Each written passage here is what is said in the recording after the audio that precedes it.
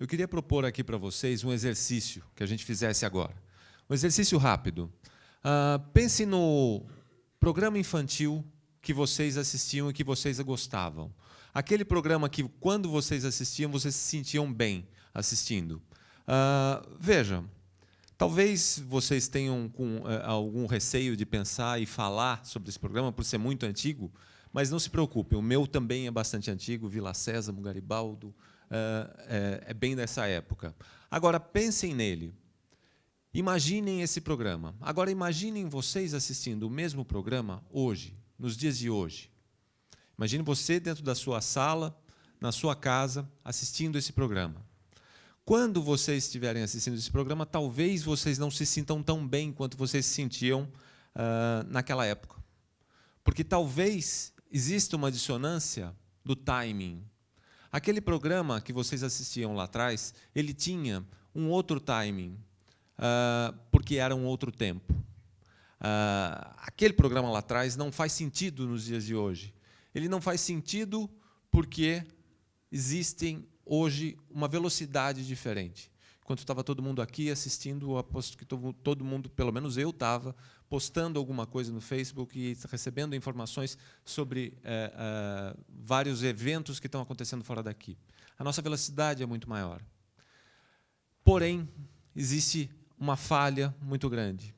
Nós, hoje, ensinamos marketing com a mesma ideia daquele mundo desse programa que você assistia. A gente ensina marketing usando os mesmos conceitos dos anos 50, 60, 70, 80, considerados como conhecimentos atuais.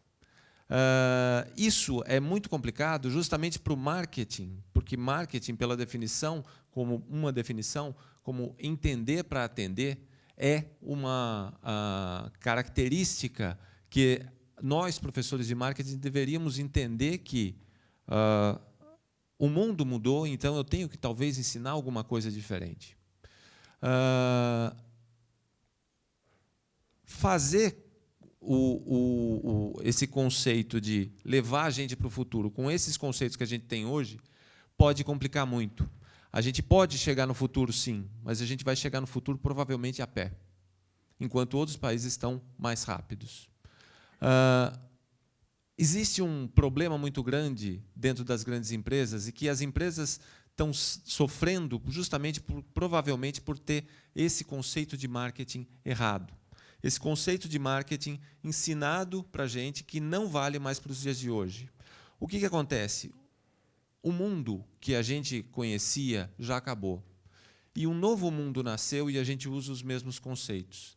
Esses mesmos conceitos sendo usados hoje podem levar a gente a uma situação muito complicada no futuro, onde nós vamos seguir a reboque do desenvolvimento mundial. A ideia é que o mundo que acabou é um mundo que ele não acabou virando a chave e outro mundo começou. Ele foi morrendo devagar e outro mundo foi nascendo. Então, muita gente não percebeu essa diferença, esse nascimento. A gente parte de alguns conceitos que, por exemplo, a gente pode pegar, por exemplo, a pirâmide de Maslow, que fala que uma necessidade mais elaborada só pode ser atendida depois de uma necessidade mais básica ter sido atendida. Como que a gente pode explicar, então, quando na periferia a gente vê garotos pobres usando produtos de luxo acessível e não são produtos piratas, são produtos originais? Por que ele comprou aquele produto e ele ainda não tem a segurança física, a segurança, problemas como segurança financeira resolvidos? Como que ele pode ter feito isso? Esses modelos não explicam o que pode estar acontecendo. Quando a gente analisa ciclo de vida de produto dentro de uma curva ideal, a gente fica pensando em introdução, em crescimento. Como que a gente pode pensar em introdução e crescimento, sendo que a vida dos produtos está cada vez mais curta? Como que a gente pode falar em sobrevivência se ele ainda está na introdução? É preciso colocar algumas luzes amarelas, ensinar a colocar essas luzes amarelas para os alunos que a gente tem, para eles poderem fazer um desenvolvimento melhor do uso do marketing. Uma outra visão bastante interessante é com relação aos 4Ps. Quando a gente colocou a nossa oferta para o mercado, analisada segundo os 4Ps, ficou tudo perfeito, ficou tudo claro, ficou tudo simples. E aí, como que funcionava? A gente esquartejou a empresa em 4, produto, preço, praça e promoção, e ficou tudo mais fácil, né? Quando a gente colocou isso dessa forma. A gente começou a fazer uma análise esquartejada. Depois apareceram mais 2 Ps, e a gente foi colocando mais conhecimento em cima disso. E depois mais 2 Ps, quando a gente chegou nos 8 Ps. Aí a gente chegou nessa pizza. Essa imagem da pizza ela é muito forte, porque uma pizza, cada um pega o seu pedaço e toma conta dele. E é isso que acontece dentro das empresas da gente. A gente tem algumas características de cada um cuida do seu pedaço de pizza, sem pensar na inter-relação que existe entre esses pedaços. E isso é bastante complicado, porque as pessoas são cobradas pelo seu pedaço e não do todo. Então, vários problemas estão surgindo a partir daí. Veja, o conceito dos grandes livros de marketing que a gente tem hoje são conceitos de bíblias do marketing, né? São bíblias do marketing que foram criadas e as empresas, as escolas, utilizam isso porque é muito melhor, é muito mais fácil você falar sobre a Bíblia do marketing. As bíblias do marketing existem para facilitar a escolha das escolas sobre que material se vai discutir em sala de aula. E o que acontece? O problema é que a gente começa a utilizar os conceitos antigos e dar uma renovada neles. Simplesmente uma requentada nos temas antigos, para tentar explicar o que está acontecendo hoje. Quando a gente fala dessa ida para o futuro, a gente vai chegar no futuro, mas talvez com o veículo errado. A gente, utilizando esses conceitos, a gente vai conseguir chegar lá, mas talvez com o veículo errado. No trilho certo, mas com o veículo errado, na velocidade errada. E isso pode nos causar problemas. A gente pode chegar numa situação em que nós não seremos um país que esteja na vanguarda do desenvolvimento tecnológico, por exemplo, do desenvolvimento humano. E para falar disso, só lembrando das .com, da bolha das .com, no final dos anos 90, começo dos anos 2000, o que estava acontecendo? Várias empresas entraram na internet e receberam dinheiro dos investidores justamente por ter a sua característica de novidade, só que se utilizou os mesmos conceitos para fazer a avaliação. Os investidores acharam que era só colocar dinheiro em empresas que iriam entrar na internet que tudo funcionaria, e não funcionou dessa forma. Várias empresas quebraram. Mas por que algumas empresas sobreviveram? Pensa no Google. O Google nasceu em 1998. Pensa no Google buscando investidor. Como que ele iria falar para o investidor que ele ia organizar a internet? Que ele ia fazer buscas na internet e isso seria rentável? Pensando dessa forma, como que ele conseguiu investidor? Era muito mais fácil, na época, conseguir investidor, por exemplo, para uma loja de sapatos. É muito mais fácil eu convencer as pessoas que eu vou montar uma loja de sapatos e pegar dinheiro com isso. Como que o Google conseguiu e o Google sobreviveu?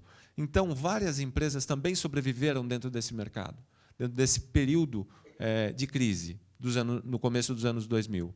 E algumas pessoas começaram a pensar o que estava acontecendo. Então, a gente vê aí, eu trouxe esse trio, porque eles trouxeram, através de trabalhos independentes, muito conhecimento para a gente, dos anos 2000 para cá, mas que em várias escolas de negócios não se toca no assunto sobre eles.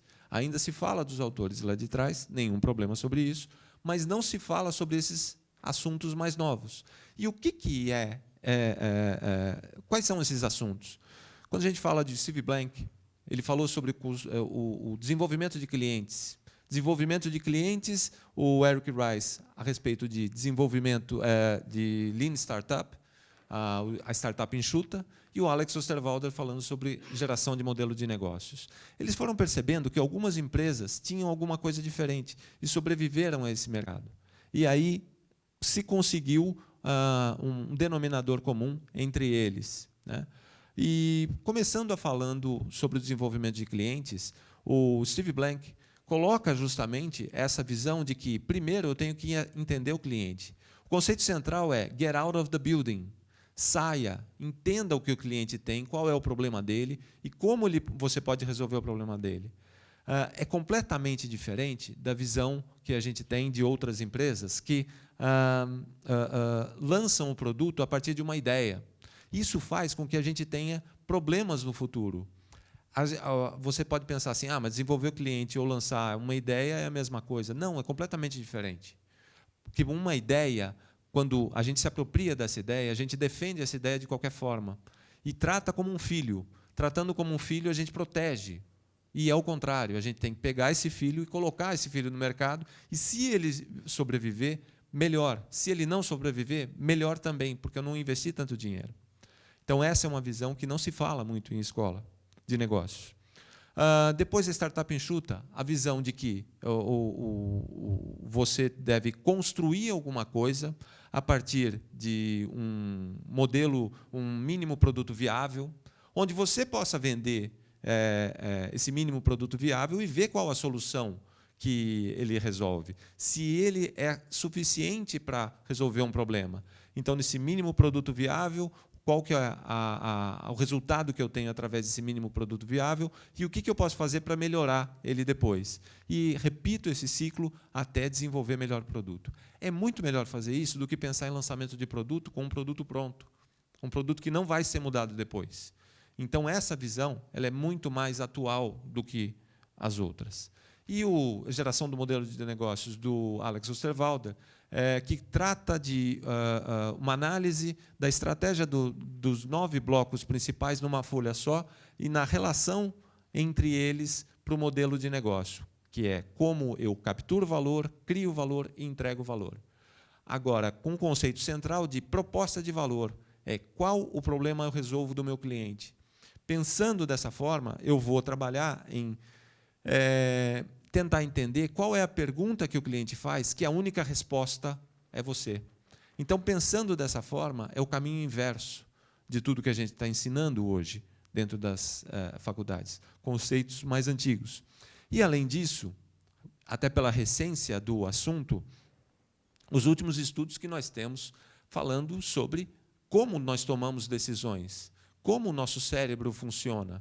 Pensando dessa forma como o nosso cérebro funciona, a gente começa a perceber hoje que muitos mitos que são ensinados ainda em sala de aula já estão derrubados.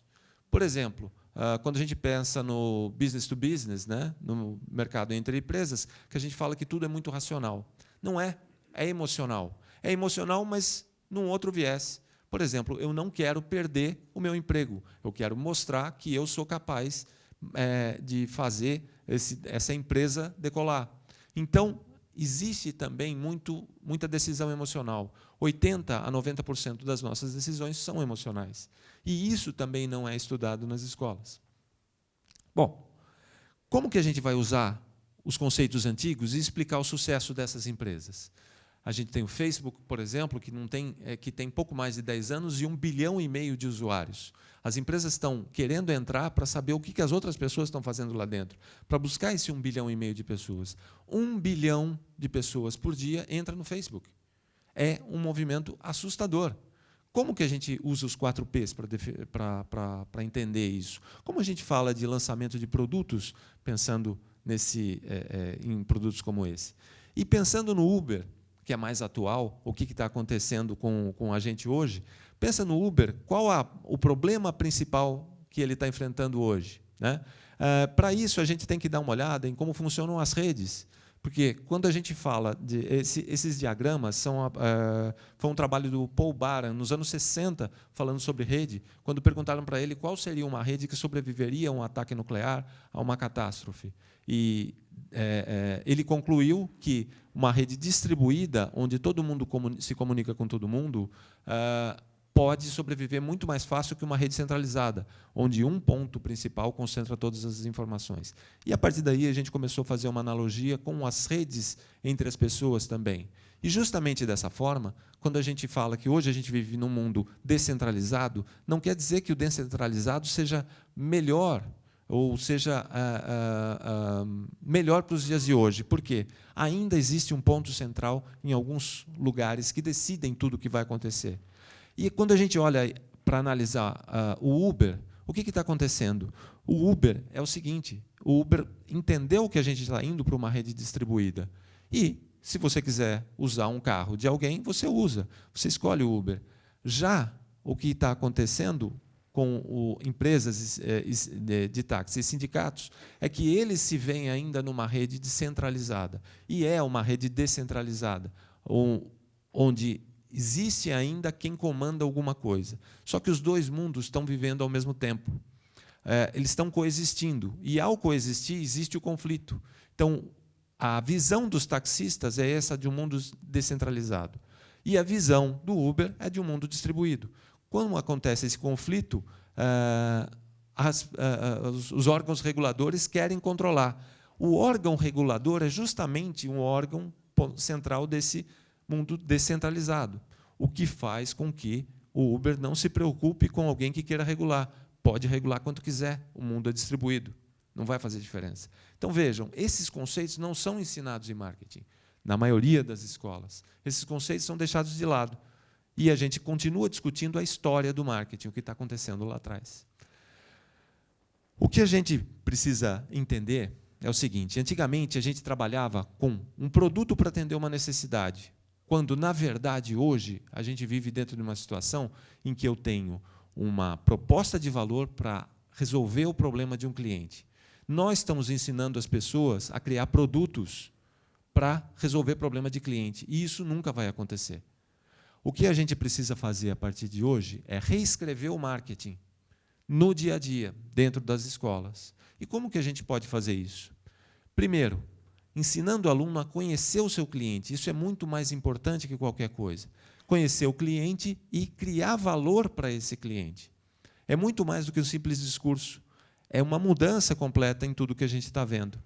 E ainda ajustar a proposta que ele tem. Nós não ensinamos os alunos a ajustar essa proposta. E ensinar os alunos a criar coisas únicas. É isso que vai fazer a diferença. É isso que vai transformar o nosso futuro em algo melhor do que aquilo que está programado para acontecer. Ou seja, chegar a pé no futuro. Era essa a mensagem principal, que o marketing do fim de um mundo é que existe um conceito que é história do marketing. Existem outras coisas que estão acontecendo agora, que nós temos de estudar e ensinar para os nossos alunos. É esse o futuro que eu vejo. Tá? Obrigado, pessoal.